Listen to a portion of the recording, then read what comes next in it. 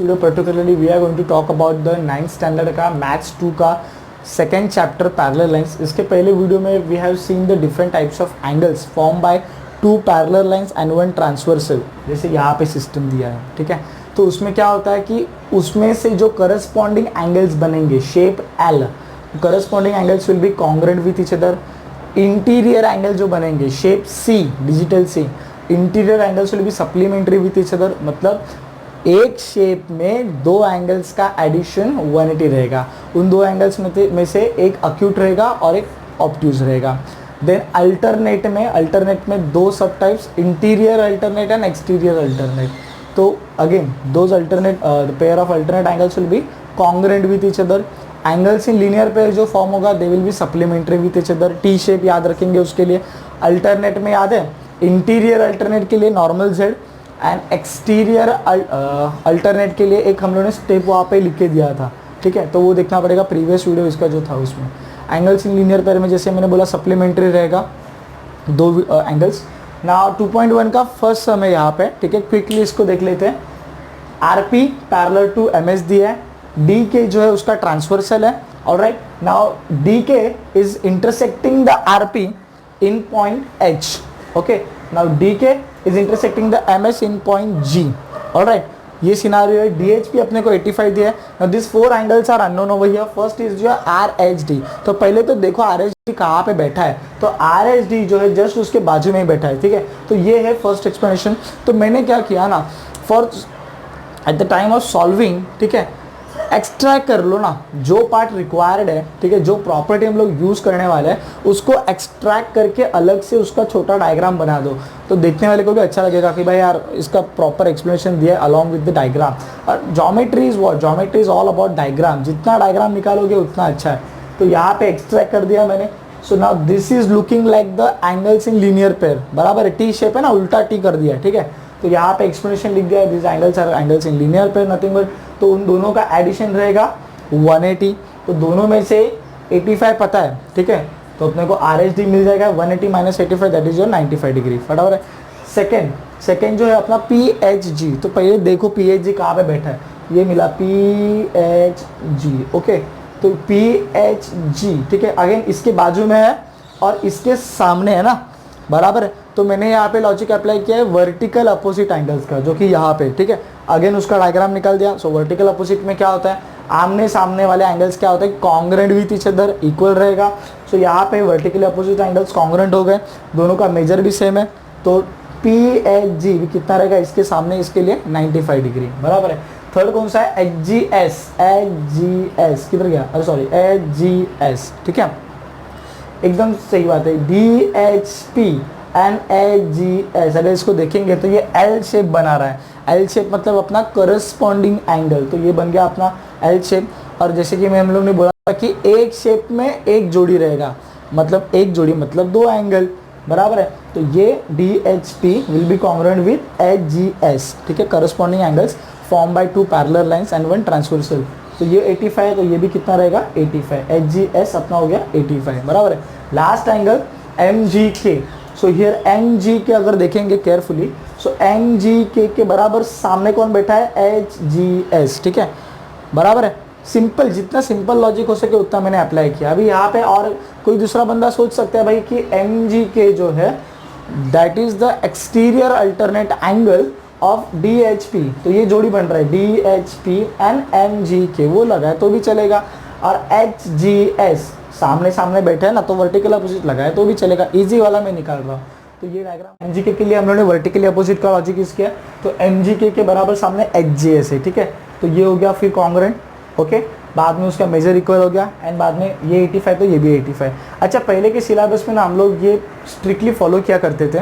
ठीक है, अभी के सिलेबस में क्या है कि अगर एंगल का एडिशन वगैरह भी दिखाने का है तो एंगल ABC, मान लो कोई angle ABC plus angle ACB is equal to something something.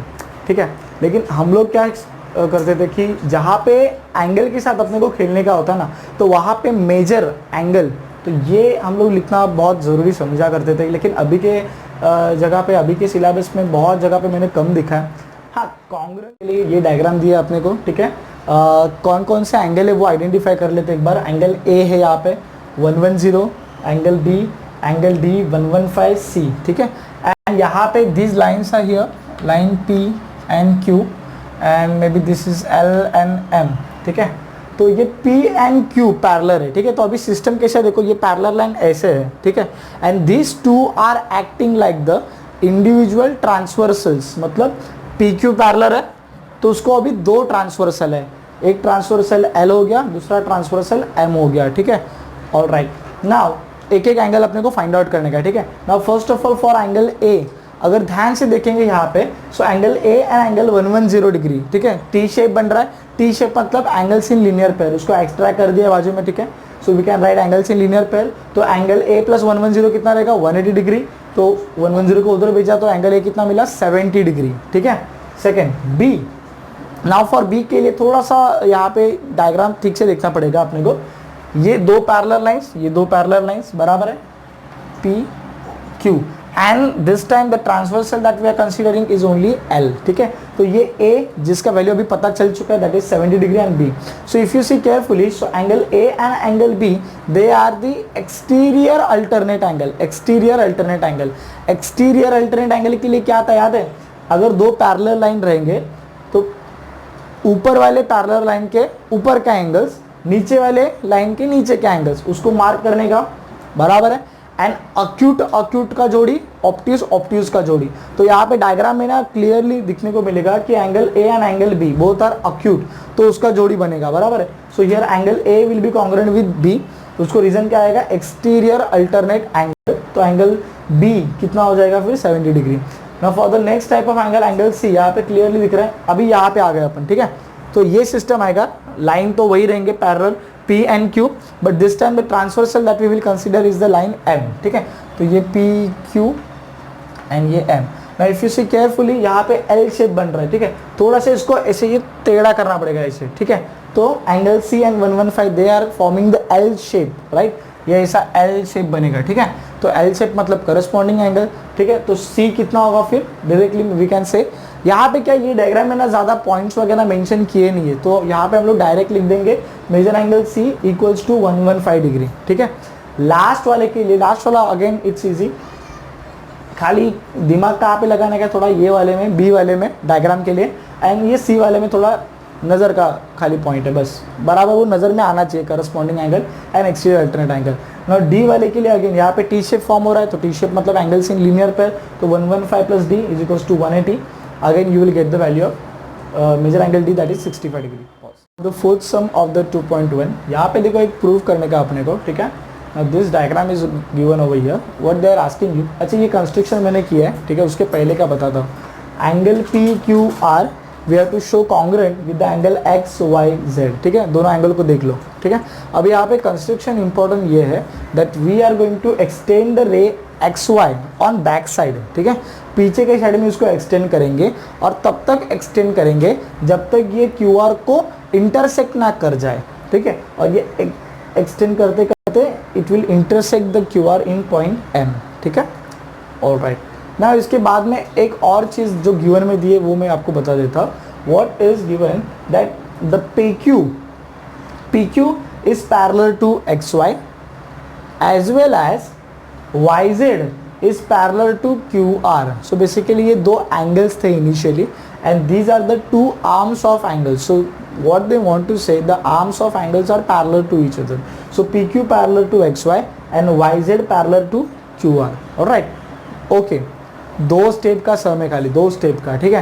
पहला हम लोग ये कंस्ट्रक्शन समझाए, ठीक है। पहला हम लोग क्या यूज करेंगे कि वो बोलेंगे पहले ये दोनों पैरेलल है, ठीक है, and QR is a transversal, ठीक है। So we can say QP and MX, ठीक है, ray QP and M। Obviously अगर XY PQ को पैरेलल है तो MX भी पैरेलल रहेगा, बराबर है, because it is on the same line. So QP parallel to MX and ray QR is their transversal, ठीक है, यहाँ पे। So you can see this two corresponding angles are forming here, ठीक है। तो obviously this lines are parallel, then corresponding angles form by them will be congruent.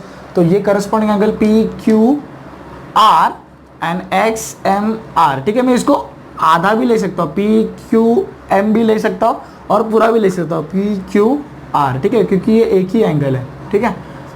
तो P Q R is congruent with X M R, corresponding angle उसको दे दिया equation number 1, ठीक है। दूसरे केस के लिए what I will do, I will एक बार इनको अज्यूम करके हो गया ना पैरेलल, ठीक है, अभी इनको अज्यूम कर लेते हैं, ठीक है। So when we are assuming this rays parallel, so this ray will act like a transversal, ठीक है। So here the YZ parallel to we can say here MR, ठीक है। MR बोल लो QR बोल लो, बात एक है, लेकिन अभी MR से शुरुआत करने वाले हैं। ये रे यहाँ पे इंटरसेक्ट करा है, इसके लिए हम लोग MR ले रहे हैं। So YZ parallel to MR and MX is the transversal, ठीक है। सो ये डायग्राम यहाँ पे रहा। So again this corresponding angle XYZ and XMR, this corresponding angles are forming by the two parallel lines, they will be congruent with each other. So XYZ congruent to XMR, equation number 2. And यहाँ पे from equation number 1 and 2, if RHS are equal, right, RHS congruent है तो LHS भी क्या रहेगा, congruent. So they will become congruent with each other. Okay, simple समय, लेकिन बहुत टाइम पे ये पूछा भी जाता है, ठीक है। तो इसमें कंस्ट्रक्शन इंपॉर्टेंट है, कंस्ट्रक्शन का पार्ट, क्योंकि उसके सिवा नहीं सॉल्व होगा। कंस्ट्रक्शन का पार्ट इंपॉर्टेंट है, और उसके बाद में एक दफ़ा इनका अजम्पशन ले लो, ये दो पैरेलल, ये ट्रांसवर्सल, और दूसरी दफ़ा ये दो पैरेलल एंड ये ट्रांसवर्सल, ठीक है। Alright, last sum of the 2.1 basically जो फर्स्ट एंड सेकंड सम था उसके जैसे ही है। एक डायग्राम दिया अपने को एंड कुछ एंगल्स का वैल्यूज निकालने के लिए पूछा आपने को, ठीक है।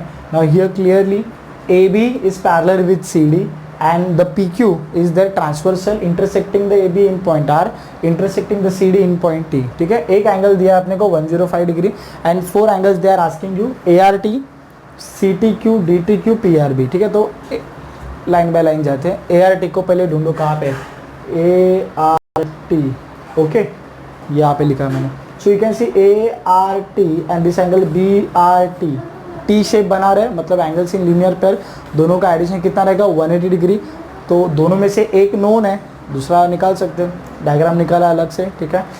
ART plus BRT is equal to 180 degree. यहाँ पे थोड़ा सा डायरेक्ट किया है मैंने, BRT का वैल्यू डालेंगे 105 और फिर वो वैल्यू 105 वहाँ पे जाएगा, तो प्लस वाला माइनस बन जाएगा। So 180 minus 105 75। So ART will get as 75 degree. Then second CTQ, ठीक है। तो you can see ART and CTQ they are forming the L shape, ठीक है। L शेप फॉर्म कर, इसका मतलब they are the corresponding angles. Diagram निकाला अलग से भाई। तो करस्पॉन्डिंग एंगल का क्या होता है, corresponding angles formed by two parallel lines and one transversal, they will be congruent. So ART will be congruent with CTQ. तो ये 75 है तो CTQ भी कितना रहेगा, 75। उसका एक्सप्लेनेशन यहाँ पे। उसके बाद में DTQ, तो कहाँ पे DTQ, ऑलराइट। नाउ अलग अलग लॉजिक लग सकते हैं भाई, मैं जो हूँ कि ईजीएस्ट वाला लॉजिक फाइंड करके दे रहा हूँ आपको, ठीक है। तो DTQ again the L shape is forming here with BRT, ठीक है। So BRT and DTQ extract करके ऑलरेडी दिखा दिया है मैंने, ठीक है। So these are the corresponding angles form by two parallel lines, one transversal. ये 105 है तो ये भी क्या रहेगा, 105 डिग्री, ऑलराइट। उसके बाद में लास्ट वाला क्या था, PRB। तो कोई सोचने वाला सोच सकता है कि यार PRB and BRT T shape form कर सकते, ठीक है। लेकिन PRB जो है इजीएस्ट वाला जाते हैं, तो PRB के बराबर सामने कौन है, ART, वर्टिकली अपोजिट हो गया। तो यहाँ पे लिखा है vertically opposite. So if this is 75 then this will be also equals to 75 degree. Reason आएगा वर्टिकली अपोजिट एंगल्स, ठीक है। नाउ इन 2.2 में we are going to talk about the test, ठीक है। टेस्ट का मतलब क्या होता है, खाली मैं थोड़ा सा कंसेप्ट का वीडियो तो आएगा, ओके, लेकिन उसके पहले थोड़ा सा एक आइडिया दे देता हूँ। 2.1 में क्या हुआ भाई, लाइंस पैरेलल थे, ठीक है, लाइंस पैरेलल थे, ट्रांसवर्सल था, तब जाके करस्पॉन्डिंग एंगल्स कॉन्ग्रुएंट हो गए, इंटीरियर एंगल्स सप्लीमेंट्री हो गए, अल्टरनेट एंगल्स कॉन्ग्रुएंट हो गए, ठीक है। टेस्ट में क्या होगा, टेस्ट में उल्टा होगा। टेस्ट में क्या होगा कि आपको दो लाइन दिए जाएंगे, you will be given 2 lines over there. Now you have to decide whether this 2 lines are parallel और नॉट, ठीक है। सो उन 2 लाइन्स के साथ एक ट्रांसवर्सल रहेगा, राइट। अभी यहाँ पे उल्टा जाने का है, मतलब if the corresponding angles form by those two lines, if they are congruent then those 2 lines will be parallel, ठीक है। Those 2 lines will be parallel, ठीक है। 2 लाइन इंटीरियर के बारे में बात करेंगे तो दो लाइन है, उन्होंने इंटीरियर एंगल बनाया है. If those interior angles are supplementary, मतलब दोनों इंटीरियर एंगल्स का एडिशन 180 आ रहा है, तो जाके वो दो लाइंस क्या रहेंगे, पैरेलल रहेंगे, जिन दो लाइंस ने उन इंटीरियर एंगल्स को बनाया था. ठीक है. अल्टरनेट में भी सेम रहेगा. अल्टरनेट्स में क्या है, कॉन्ग्रुएंट है. ठीक है. सेम कि अगर alternate angles form by any two lines are congruent, then those two lines, जिन दो लाइंस ने उनको बनाया, वो दो लाइन क्या रहेंगे, आपस में पैरेलल. ये 2.2 का लॉजिक रहेगा. ठीक है. वो नेक्स्ट लेक्चर में हम लोग देखेंगे. ठीक है. Okay, thank you so much. And guys, like we know, Mumbai और पुणे अपना रेड जोन में है. So the strict recommendation from the government is not to move out. घर पे ही रहो, घर पे बैठ के स्टडी करो शांति से. ठीक है. सिलेबस आराम से ख़त्म हो सकता है अगर रेगुलरली कंसिस्टेंटली हम लोग ये चीज़ करेंगे तो. ठीक है. So one last message from me to you people, stay at home and stay safe. Thank you.